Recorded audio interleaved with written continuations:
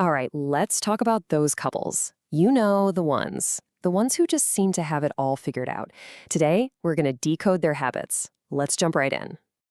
Seriously, have you ever wondered this? You see a couple, and it's like they're operating on a whole different level, while everyone else seems to be just reacting to chaos. Well, I'm here to tell you, it is not about luck. Not at all. It's about a very specific mental wiring that turns their relationship into a powerhouse of consistency. And this really gets to the heart of what we're exploring today. The foundation of a truly strong, disciplined partnership isn't built on grand, sweeping gestures. Nope. It's built on tiny, daily actions that just compound over time. And here's the fascinating thing. It's a scary level of discipline we're talking about, but it's the kind that stays quiet.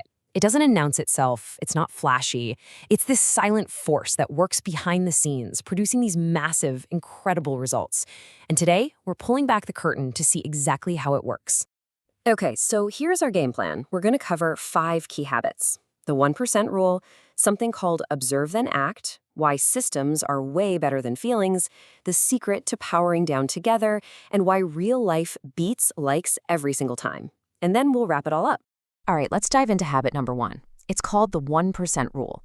And it's one of those ideas that's so simple, but so powerful. This whole habit is rooted in a Japanese philosophy called Kaizen. And really, all it means is the practice of continuous, tiny improvements. So instead of trying to change everything all at once, the entire focus is on small, steady, sustainable progress.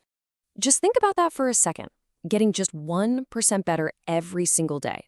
From a psychological standpoint, this is absolutely brilliant.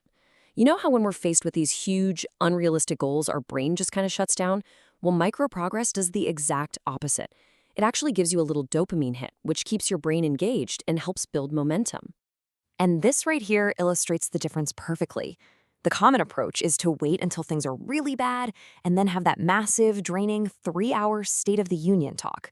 But the disciplined approach? A simple, sustainable 5-minute check-in every evening. Now, which one of those do you really think works long-term? It's kind of a no-brainer. That idea of consistency leads us right into our second habit. This one is all about the power of the pause. And believe me, it is an absolute game changer in any disagreement. The psychological term for this is cognitive restraint. You see, while most of us are wired to just react, to make impulsive mistakes during an argument, highly disciplined couples have trained their brains to respond with clarity instead of just emotional noise. It's all about creating that little bit of space between a trigger and your response. And this is what makes all the difference. By observing first, they don't just hear the words being said.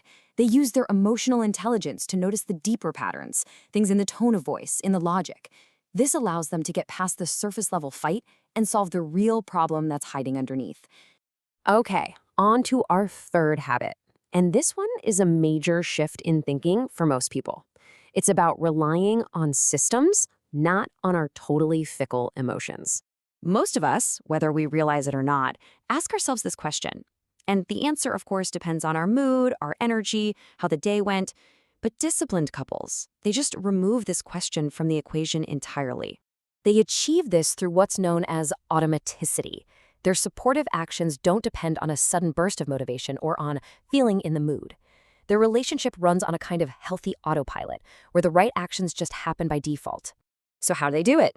They use a tool that psychologists call implementation intentions. It's just a pre-made plan. When X happens, I will do Y. But here's the really cool kind of counterintuitive part. By automating these actions, they don't replace emotion. They actually free up their mental energy for a real connection.